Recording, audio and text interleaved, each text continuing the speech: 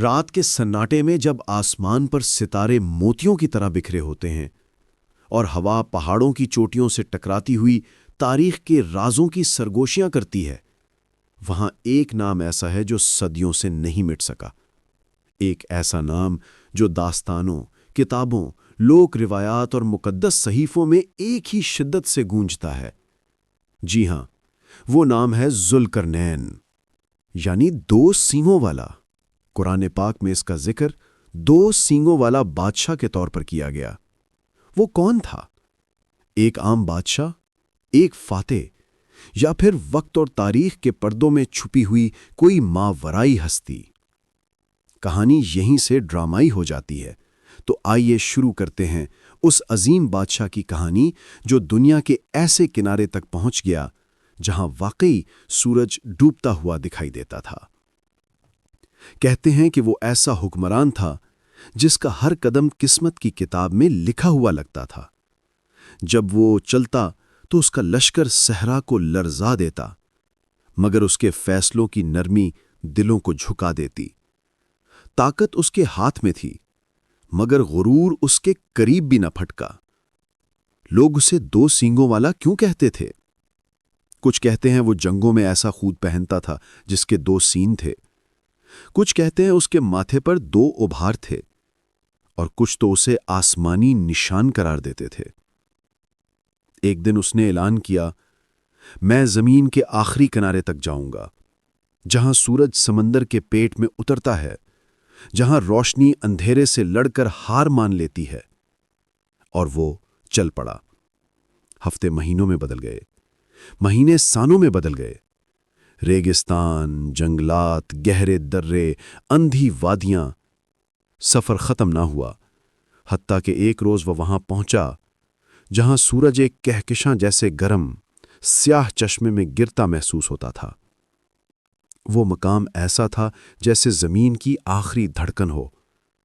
وہاں ایک قوم رہتی تھی، ظالم بھی انہی میں تھے اور نیک بھی۔ ذوالقرنین نے کہا، جو ظلم کرے گا سزا پائے گا، اور جو بھلائی کرے گا میں اسے عزت دوں گا، انعام دوں گا، اسے بلند کر دوں گا۔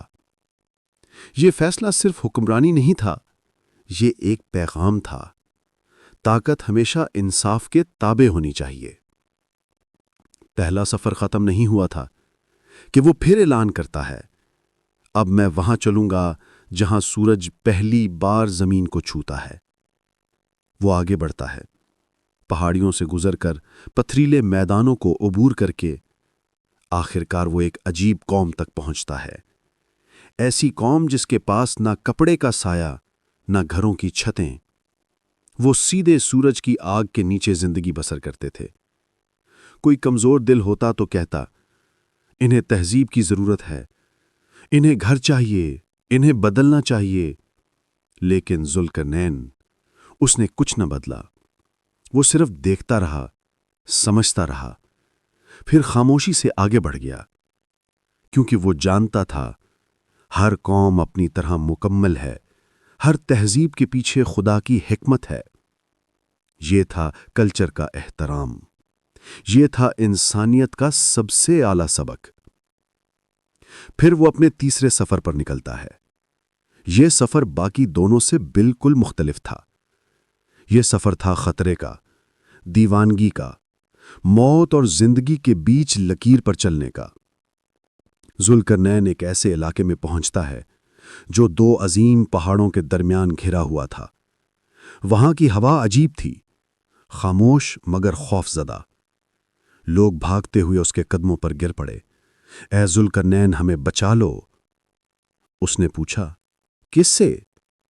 وہ کانپتے ہوئے بولے، یاجوج ماجوج سے، جو جن کے قدموں کی دھمک سے زمین لرزتی ہے، جو بستیوں کو مٹی کر دیتے ہیں، جو انسان نہیں بلکہ ایک وحشی مخلوق ہیں۔ یہ سنتے ہی فضا ساکت ہو گئی۔ ان لوگوں نے کہا، ہم تمہیں سونا دیں گے، خزانے دیں گے، جو چاہو دیں گے، بس ہمیں بچا لو۔ ذوالقرنین مسکرایا، ایسی مسکراہٹ جو طاقت کے ساتھ رحمت بھی رکھتی ہو۔ اس نے کہا، مجھے تمہارا مال نہیں چاہیے، جو اللہ نے مجھے دیا ہے وہی میرے لیے کافی ہے۔ بس میری مدد کرو، میری طاقت دو، میرے ہاتھ دو اور میں تمہارے لیے ایک دیوار بنا دوں گا، ایسی دیوار جسے کوئی عبور نہ کر سکے۔ پھر کیا ہوا؟ زمین ہل گئی، ہوا میں چنگاریاں بھر گئیں، لوہے کے ٹکڑے پہاڑوں کی طرح جمع کیے گئے، وہ آگ میں سرخ انگارے بنے، اور پھر پگھلا ہوا تانبا ان پر بہایا گیا۔ لوہے اور تانبے نے مل کر ایسی رکاوٹ بنائی جسے نہ زمانہ توڑ سکا نہ دشمن۔ جب دیوار تیار ہوئی، وہ پہاڑوں کی چوٹیوں تک چمکتی ہوئی سورج کی روشنی میں کھڑی تھی۔ قوم خوشی سے جھوم گئی، مگر ذوالقرنین نے سر جھکا کر کہا، یہ میرے رب کی رحمت ہے، لیکن جب قیامت کا وعدہ آئے گا یہ دیوار بھی ریزہ ریزہ ہو جائے گی۔ یہ الفاظ اس کے کردار کی انتہا تھے، طاقت کے باوجود عاجزی، جلال کے ساتھ خوف خدا۔ یہی ایک سچے بادشاہ کی پہچان ہے۔ یہاں یہ ضروری ہے کہ آپ کو یاجوج ماجوج کے متعلق بھی تفصیل بتائی جائے۔ قدیم زمانوں میں ایک دور تھا جب زمین پر مختلف اقوام کی حکمرانی تھی۔ دنیا کی ہر قوم اپنی مخصوص روایات، عقائد اور ثقافتوں کے ساتھ آباد تھی۔ ان اقوام میں سے ایک ایسی قوم تھی جس کا ذکر مختلف مذاہب میں کیا گیا ہے، وہ قوم جو یاجوج ماجوج کے نام سے مشہور تھی۔ یاجوج ماجوج کی ابتدا ایک زمین سے دور دراز علاقے میں ہوئی تھی۔ یہ علاقے ایسی زمینوں پر مشتمل تھے جہاں سرد اور گرم موسموں کی شدت انتہائی زیادہ تھی۔ ان علاقوں کے لوگ اکثر ایک دوسرے سے علیحدہ رہتے، ان کی زبانیں مختلف تھیں اور ان کی ثقافت بھی۔ یاجوج ماجوج انتہائی سخت جنگجو تھے اور کوئی بھی ان سے مقابلہ نہیں کر سکتا تھا۔ جب ذوالقرنین نے ان کو دیوار کے پیچھے قید کر دیا تو روایات میں یہ آتا ہے کہ ساری رات یہ لوگ دیوار کو چاٹتے ہیں۔ جب یہ دیوار ٹوٹنے کے قریب ہوتی ہے تو یہ لوگ تھک کر کہتے ہیں کہ باقی کام کل کریں گے۔ اگلے دن جب یہ لوگ اٹھتے ہیں تو دیوار پھر اپنی پرانی شکل میں آ چکی ہوتی ہے۔ پھر رات بھر دیوار کو چاٹتے ہیں اور ٹوٹنے سے پہلے پھر سو جاتے ہیں۔ اس طرح یہ قیامت تک کرتے رہیں گے، حتیٰ کہ ایک دن جب اللہ کا حکم ہوگا تو یہ لوگ جب رات بھر دیوار کو چاٹ کر سو جائیں گے اور اگلے دن اٹھیں گے تو دیوار اسی حالت میں ہوگی جس حالت میں انہوں نے دیوار کو توڑنے کی کوشش میں چھوڑا تھا۔ بس وہ تھوڑی سی کوشش کر کے دیوار کو توڑ دیں گے اور آزاد ہو جائیں گے۔ آزاد ہوتے ہی یہ لوگ دنیا بھر میں تباہی مچا دیں گے، لوگوں کو قتل کریں گے، درخت کھا جائیں گے، انسانوں کو اور جانوروں کو کھا جائیں گے، دریا کا پانی ایسے پی جائیں گے کہ چند گھنٹے بعد میں پہنچنے والا ان کا دوسرا گروہ یہ کہے گا کہ شاید کسی زمانے میں یہاں سے پانی گزرا کرتا تھا، حالانکہ ابھی چند گھنٹے پہلے ہی ان کی ایک جماعت پانی پی کر جا رہی ہوگی۔ اسی طرح پوری دنیا میں یہ تباہی پھیلا دیں گے۔ جب یہ بے شمار لوگوں کو قتل کریں گے تو کہیں گے ہم نے زمین والوں کو قتل کر دیا، اب آسمان والوں کو قتل کرتے ہیں۔ چنانچہ وہ آسمان کی طرف تیر چلانا شروع کر دیں گے اور اللہ پاک کی شان قدرت کے ان کے تیر آسمان سے خون آلود کر نیچے گریں گے تو یہ خوشی سے ناچنا شروع کر دیں گے کہ ہم نے آسمان والوں کو بھی قتل کر دیا۔ اسی زمانے میں اللہ تبارک و تعالیٰ کے حکم سے حضرت عیسیٰ علیہ السلام تشریف لائیں گے اور ان کے لیے بد دعا فرمائیں گے، تو اللہ پاک ایک وبا پھیلا دے گا جس کی وجہ سے ان کی گردنوں میں ایک کیڑا پیدا ہو جائے گا اور اسی بیماری سے یہ قوم مرنا شروع ہو جائے گی، حتیٰ کہ پوری دنیا میں جہاں بھی یاجوج ماجوج میں سے کوئی ہوگا مر جائے گا۔ ان کے مرنے کے بعد بہت خطرناک قسم کی بدبو پیدا ہوگی، پھر ان کا مکمل خاتمہ ہو جائے گا۔ یاجوج ماجوج کا نکلنا قیامت کی بڑی نشانیوں میں سے ایک ہے، اور اس کا انکار کرنا کفر ہے کیونکہ ان کا قرآن پاک میں ذکر ہے۔ اب ذوالقرنین اور یاجوج ماجوج کے متعلق اسلامی نظریہ کیا ہے، اس کو قرآن و حدیث سے سمجھ لیتے ہیں۔ چنانچہ سورہ کہف میں آیت نمبر 94 میں ارشاد ہوتا ہے، قالوا یا ذا القرنین ان یعجوج و معجوج مفسدون فی الارض فہل نجعل لک خرجا علی ان تجعل بیننا و بینہم سدا۔ اس کا ترجمہ ہے، انہوں نے کہا، اے ذوالقرنین، بے شک یاجوج اور ماجوج زمین میں فساد مچانے والے لوگ ہیں، تو کیا ہم آپ کے لیے کچھ مال مقرر کر دیں اس بات پر کہ آپ ہمارے اور ان کے درمیان ایک دیوار بنا دیں؟ اس کی تفسیر میں یوں لکھا ہے، یہ یافس بن نوح علیہ صلوۃ والسلام کی اولاد سے فسادی گروہ تھے۔ ان کی تعداد بہت زیادہ تھی، زمین میں فساد مچاتے تھے، بہار کے موسم میں نکلتے تو کھیتیاں اور سبزے سب کھا جاتے اور ان میں سے کچھ نہ چھوڑتے اور خشک چیزیں لاد کر لے جاتے تھے۔ یہ لوگ آدمیوں کو کھا لیا کرتے تھے اور درندوں، وحشی جانوروں، سانپوں اور بچھوؤں تک کو کھا جاتے تھے۔ حضرت ذوالقرنین رضی اللہ تعالیٰ عنہ سے لوگوں نے ان کی شکایت کی کہ وہ زمین میں فساد مچانے والے لوگ ہیں، تو کیا ہم آپ کے لیے اس بات پر کچھ مال مقرر کر دیں کہ آپ ہمارے اور ان کے درمیان ایک دیوار بنا دیں تاکہ وہ ہم تک نہ پہنچ سکیں اور ہم ان کے شر و ایذا سے محفوظ رہیں؟ اسی وجہ سے آپ نے یاجوج ماجوج کو غار میں قید کر دیا اور غار کے دہانے پر دیوار تعمیر کر دی۔ اسی طرح سورہ انبیاء آیت نمبر 96 میں ارشاد ہوتا ہے، وَحَرَامٌ عَلَىٰ قَرْيَةٍ أَهْلَكْنَاهَا أَنَّهُمْ لَا يَرْجِعُونَ حَتَّىٰ إِذَا فُتِحَتْ يَعْجُوجُ وَمَعْجُوجُ وَهُمْ مِنْ كُلِّ حَدَبٍ يَنْسِلُونَ۔ اور جس بستی کو ہم نے ہلاک کر دیا اس پر حرام ہے کہ لوٹ کر نہیں آئیں گے، یہاں تک کہ جب یاجوج ماجوج کو کھول دیا جائے گا اور وہ ہر بلندی سے تیزی کے ساتھ اترتے ہوئے آئیں گے۔ اس آیت کی تفسیر میں کچھ اس طرح لکھا ہے، یاجوج ماجوج دو قبیلوں کے نام ہیں۔ جب قیامت آنے کا وقت قریب ہوگا تو یاجوج ماجوج کو روک کر رکھنے والی دیوار، جس کو حضرت ذوالقرنین نے ان کو قید کرنے کے لیے تعمیر کیا تھا، کو کھول دیا جائے گا اور وہ زمین کی ہر بلندی سے تیزی کے ساتھ لوگوں کی طرف اترتے ہوئے آئیں گے۔ اسی طرح ذوالقرنین کے بارے میں قرآن پاک میں کئی آیات میں تذکرہ ملتا ہے، جیسا کہ سورہ کہف میں آیت نمبر 83 میں ارشاد ہوتا ہے، وَيَسْأَلُونَكَ عَنْ ذِي الْقَرْنَيْنِ قُلْ سَأَتْلُو عَلَيْكُمْ مِنْهُ ذِكْرًا۔ اور آپ سے ذوالقرنین کے متعلق سوال کرتے ہیں، تم فرماؤ میں ان قریب تمہارے سامنے اس کا ذکر پڑھ کر سناتا ہوں۔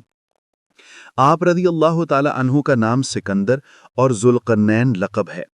مفسرین نے اس لقب کی مختلف وجوہات بیان کی ہیں، ان میں سے 4 یہاں بیان کی جاتی ہیں۔ نمبر 1، آپ رضی اللہ تعالی عنہ سورج کے طلوع اور غروب ہونے کی جگہ تک پہنچے تھے۔ نمبر 2، آپ رضی اللہ تعالی عنہ کے سر پر 2 چھوٹے ابھار تھے۔ نمبر 3، انہیں ظاہری اور باطنی علوم سے نوازا گیا تھا۔ نمبر 4، یہ ظلمت اور نور میں داخل ہوئے تھے۔ یہ حضرت خضر اعلیٰ نبینا وعلیہ الصلاۃ والسلام کے خالہ زاد بھائی تھے۔ انہوں نے اسکندریہ شہر بنایا اور اس کا نام اپنے نام پر رکھا۔ حضرت خضر اعلیٰ نبینا وعلیہ الصلاۃ والسلام ان کے وزیر اور صاحب لواء تھے۔ دنیا میں 4 بڑے بادشاہ ایسے گزرے ہیں جنہوں نے پوری دنیا پر حکومت کی۔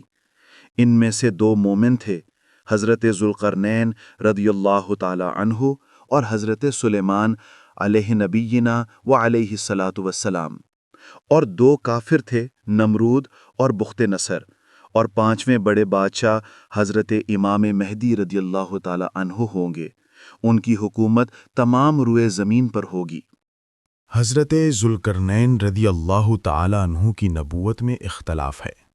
حضرت علی کرم اللہ تعالی وجہہ الکریم نے فرمایا کہ وہ نہ نبی تھے نہ فرشتے، بلکہ اللہ عز و جل سے محبت کرنے والے بندے تھے۔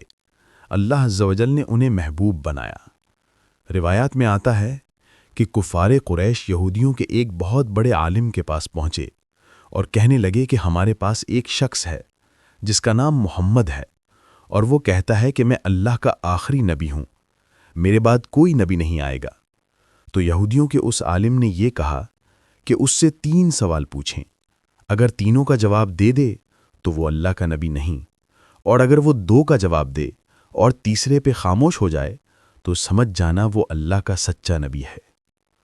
چنانچہ کفار قریش حاضر ہوئے اور کہنے لگے، اگر آپ اللہ کے سچے نبی ہیں تو ہمارے ان 3 سوالوں کے جواب دے دیں۔ 1. اصحاب کہف کون تھے؟ 2.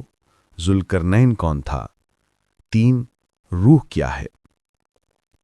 یہودیوں کے عالم کے مطابق آپ نے پہلے 2 سوال کا جواب دینا تھا اور تیسرا یعنی روح کیا ہے اس پر خاموش ہو جانا تھا۔ چنانچہ ایسا ہی ہوا۔ پہلے سوال کا جواب بھی حضور صلی اللہ علیہ وسلم نے دیا، یعنی اصحاب کہف کون تھے، اور دوسرے کا جواب بھی دیا، یعنی ذوالقرنین کون تھا، جیسا کہ آیت کریمہ میں ارشاد ہوا۔ اور جب تیسرا سوال ہوا کہ روح کیا ہے تو آپ نے کوئی جواب نہیں دیا اور فرمایا کہ روح اللہ کا حکم ہے، تفصیل نہیں بتائی۔ اسی طرح سورہ کہف آیت نمبر 86 میں ارشاد ہوتا ہے، حَتَّى إِذَا بَلَغَ مَغْرِبَ الشَّمْسِ وَجَدَهَا تَغْرُبُ فِي عَيْنٍ حَمِيئَةٍ وَوَجَدَ عِندَهَا قَوْمًا قُلْنَا يَا ذَا الْقَرْنَيْنِ إِمَّا أَن تُعَذِّبَ وَإِمَّا أَن تَتَّخِذَ فِيهِمْ حُسْنًا۔ یہاں تک کہ جب سورج کے غروب ہونے کی جگہ پہنچا تو اسے ایک سیاہ کیچڑ کے چشمے میں ڈوبتا ہوا پایا، اور اس چشمے کے پاس ہی ایک قوم کو پایا۔ تو ہم نے فرمایا، اے ذوالقرنین، یا تو انہیں سزا دے یا ان کے بارے میں بھلائی اختیار کر۔ تفسیر مدارک میں لکھا ہے کہ حضرت ذوالقرنین رضی اللہ تعالی عنہ کے سفر کی ابتدا اس طرح ہوئی کہ انہوں نے کتابوں میں دیکھا تھا کہ حضرت نوح علیہ السلام کے بیٹے سام کی اولاد میں سے ایک شخص چشمہ حیات سے پانی پیے گا اور اس کو موت نہ آئے گی۔ یہ دیکھ کر وہ چشمہ حیات کی طلب میں مغرب و مشرق کی طرف روانہ ہوئے۔ اس سفر میں آپ رضی اللہ تعالی عنہ کے ساتھ حضرت خضر علی نبینا و علیہ السلام بھی تھے۔ وہ تو چشمہ حیات تک پہنچ گئے اور انہوں نے اس میں سے پی بھی لیا، مگر حضرت ذوالقرنین رضی اللہ تعالی عنہ کے مقدر میں نہ تھا، اس لیے انہوں نے وہ چشمہ نہ پایا۔ اس سفر میں مغرب کی جانب روانہ ہوئے تو جہاں تک آبادی ہے وہ سب منزلیں طے کر ڈالیں اور مغرب کی سمت میں وہاں تک پہنچے جہاں آبادی کا نام و نشان باقی نہ رہا۔ وہاں انہیں سورج غروب ہوتے وقت ایسا نظر آیا گویا کہ وہ سیاہ چشمے میں ڈوبتا ہے، جیسا کہ دریائی سفر کرنے والے کو پانی میں ڈوبتا معلوم ہوتا ہے۔ حضرت ذوالقرنین رضی اللہ تعالی عنہ نے اس چشمے کے پاس ہی ایک ایسی قوم کو پایا جو شکار کیے ہوئے جانوروں کے چمڑے پہنے تھے، اس کے سوا ان کے بدن پر اور کوئی لباس نہ تھے، اور دریائی مردہ جانور ان کی غذا تھے۔ یہ لوگ کافر تھے۔ اللہ تعالیٰ نے الہام کے طور پر فرمایا، اے ذوالقرنین، یا تو انہیں سزا دے اور ان میں سے جو اسلام میں داخل نہ ہو اس کو قتل کر دے، یا اگر وہ ایمان لائیں تو ان کے بارے میں بھلائی اختیار کر اور انہیں احکام شرع کی تعلیم دے۔ بعض مفسرین کے نزدیک اللہ تعالیٰ نے یہ کلام اپنے کسی نبی علیہ السلام سے فرمایا اور انہوں نے حضرت ذوالقرنین رضی اللہ تعالی عنہم سے یہ بات کہی۔ اسی طرح سورہ کہف آیت نمبر 95 میں ارشاد ہوتا ہے، قال ما مکنی فیہ ربی خیر فاعینونی بقوت اجعل بینکم وبینہم ردما آتونی زبر الحدید حتی اذا ساوا بین الصدفین قال انفخوا حتی اذا جعلہ نارا قال آتونی یفرغ علیہ قطرا۔ کہا وہ جس پر مجھے میرے رب نے قابو دیا ہے بہتر ہے، تو میری مدد طاقت سے کرو، میں تم میں اور ان میں ایک مضبوط آڑ یعنی دیوار بنا دوں گا۔ میرے پاس لوہے کے تختے لاؤ، یہاں تک کہ جب وہ دیوار دونوں پہاڑوں کے کناروں سے برابر کر دی تو کہا دھاؤں کو، یہاں تک کہ جب اسے آگ کر دیا تو کہا لاؤ میں اس پر گلا ہوا تانبا انڈیل دوں، تو یاجوج و ماجوج اس پر نہ چڑھ سکے اور نہ اس میں سوراخ کر سکے۔ اس کی تفسیر میں لکھا ہے، حضرت ذوالقرنین رضی اللہ تعالی عنہ نے ان سے فرمایا، تیسری قوم سے جس کا پہلے ذکر ہو چکا، جو یاجوج ماجوج سے بچنا چاہتے تھے، کہ اللہ عز و جل کے فضل سے میرے پاس کثیر مال اور ہر قسم کا سامان موجود ہے، تم سے کچھ لینے کی حاجت نہیں، البتہ تم جسمانی قوت کے ساتھ میری مدد کرو اور جو کام میں بتاؤں وہ انجام دو، میں تم میں اور ان میں ایک مضبوط رکاوٹ یعنی دیوار بنا دوں گا۔ ان لوگوں نے عرض کی، پھر ہمارے متعلق کیا خدمت ہے؟ آپ رضی اللہ تعالیٰ عنہ نے فرمایا، میرے پاس پتھر کے سائز کے لوہے کے ٹکڑے لاؤ۔ جب وہ لے آئے تو اس کے بعد ان سے بنیاد کھدوائی۔ جب وہ پانی تک پہنچی تو اس میں پتھر پگھلائے ہوئے تانبے سے جمائے گئے اور لوہے کے تختے اوپر نیچے چن کر ان کے درمیان لکڑی اور کوئلہ بھروا دیا اور آگ دے دی۔ اس طرح یہ دیوار پہاڑ کی بلندی تک اونچی کر دی گئی اور دونوں پہاڑوں کے درمیان کوئی جگہ نہ چھوڑی گئی، پھر اوپر سے پگھلایا ہوا تانبا دیوار میں پلا دیا گیا، تو یہ سب مل کر ایک سخت قسم کی دیوار کی شکل اختیار کر گیا۔ جب حضرت ذوالقرنین رضی اللہ تعالیٰ عنہ نے دیوار مکمل کر لی تو یاجوج و ماجوج آئے اور انہوں نے اس دیوار پر چڑھنے کا ارادہ کیا، تو اس کی بلندی اور ملائمت کی وجہ سے اس پر نہ چڑھ سکے۔ پھر انہوں نے نیچے سے اس میں سوراخ کرنے کی کوشش کی، تو اس دیوار کی سختی اور موٹائی کی وجہ سے اس میں سوراخ نہ کر سکے۔ اسی طرح اسی سورہ کی آیت نمبر 98 میں ارشاد ہوتا ہے، قال هذا رحمة من ربي فإذا جاء وعد ربي جعله دكا وكان وعد ربي حقا۔ ذوالقرنین نے کہا، یہ میرے رب کی رحمت اور اس کی نعمت ہے، کیونکہ یہ یاجوج ماجوج کے نکلنے میں رکاوٹ ہے۔ پھر جب میرا رب اللہ عز و جل کا وعدہ آئے گا اور قیامت کے قریب یاجوج ماجوج کے خروج کا وقت آ پہنچے گا، تو میرا رب عز و جل اس دیوار کو پاش و پاش کر دے گا، اور میرے رب نے ان کے نکلنے کا جو وعدہ فرمایا ہے وہ اور اس کے علاوہ ہر وعدہ سچا ہے۔ یاجوج و ماجوج کے نکلنے سے متعلق صحیح حدیث میں آتا ہے کہ حضرت ابو ہریرہ رضی اللہ تعالیٰ عنہ سے روایت ہے کہ رسول کریم صلی اللہ تعالیٰ علیہ وآلہ وسلم نے ارشاد فرمایا، یاجوج و ماجوج روزانہ اس دیوار کو کھودتے رہتے ہیں جو حضرت ذوالقرنین نے غار کے دہانے پر تعمیر کی تھی، حتیٰ کہ جب اسے توڑنے کے قریب ہوتے ہیں تو ان کا سردار کہتا ہے کہ اب واپس چلو، باقی کل توڑ لیں گے۔ حضور اقدس صلی اللہ علیہ وآلہ وسلم نے فرمایا، اللہ تعالیٰ اسے پہلے سے بہتر کر دیتا ہے، یہاں تک کہ جب ان کی مدت پوری ہو جائے گی اور اللہ تعالیٰ انہیں لوگوں پر بھیجنا چاہے گا تو ان کا سردار کہے گا، واپس لوٹ جاؤ، انشاءاللہ کل تم اسے توڑ ڈالو گے۔ یہ بات وہ استثناء یعنی انشاءاللہ کے ساتھ کہے گا۔ دوسرے دن جب وہ واپس آئیں گے تو اسے ویسے ہی پائیں گے جیسے چھوڑ کر گئے تھے، چنانچہ وہ اسے توڑ کر باہر لوگوں پر نکل آئیں گے۔ اسی طرح فقہ کی کتابوں میں یاجوج ماجوج کا ذکر اس طرح موجود ہے، دجال کو قتل کرنے کے بعد حضرت عیسیٰ علیہ السلام کو حکم خداوندی ہوگا کہ مسلمانوں کو کوہ طور پر لے جاؤ، اس لیے کہ کچھ ایسے لوگ ظاہر کیے جائیں گے جن سے لڑنے کی کسی کو طاقت نہیں۔ مسلمانوں کے کوہ طور پر جانے کے بعد یاجوج ماجوج ظاہر ہوں گے۔ یہ اس قدر کثیر ہوں گے کہ ان کی پہلی جماعت بحیرہ تبیریہ پر، جس کا طول 10 میل ہوگا، جب گزرے گی تو اس کا پانی پی کر اس طرح سکھا دے گی کہ دوسری جماعت بعد والی جب آئے گی تو کہے گی کہ شاید یہاں کبھی پانی گزرا کرتا تھا۔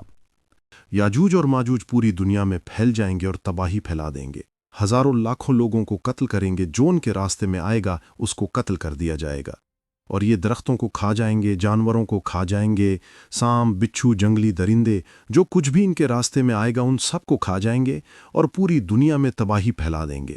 زندہ انسانوں کو یہ کچا چبا جائیں گے۔ یہ خون خوار جنگلی لوگ ہوں گے، کوئی بھی ان کا مقابلہ نہیں کر سکے گا، حتیٰ کہ پوری دنیا میں یہ بہت زیادہ تباہی پھیلائیں گے، لاکھوں لوگوں کو یہ کھا جائیں گے اور قتل کر دیں گے۔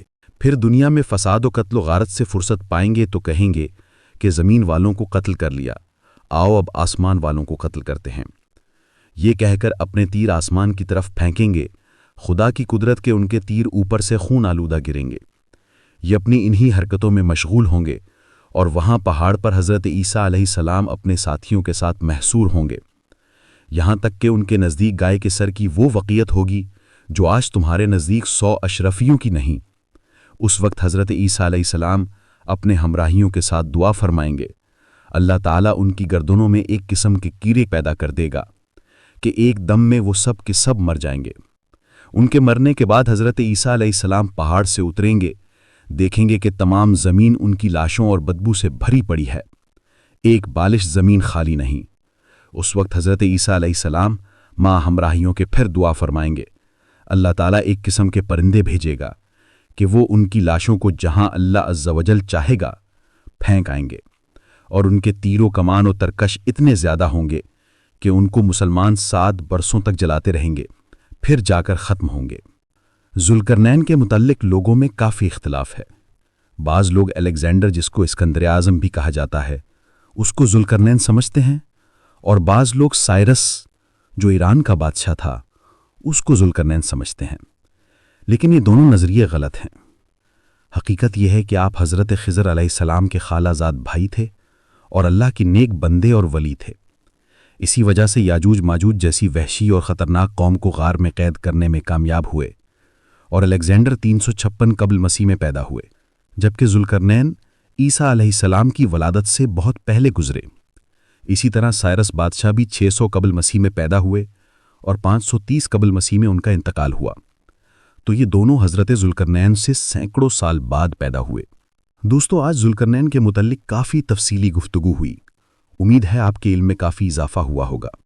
اس طرح کی مزید معلوماتی ویڈیوز کو دیکھنے کے لیے ہمارے چینل کو سبسکرائب کریں اور بیل آئیکن کو بھی پریس کر دیں تاکہ نئی آنے والی ویڈیوز کو آپ دیکھ سکیں اور تاریخ اور جنرل نالج کے متعلق معلومات حاصل کر سکیں۔ ملتے ہیں نیکسٹ ویڈیو کے ساتھ، تب تک کے لیے خدا حافظ۔ السلام علیکم۔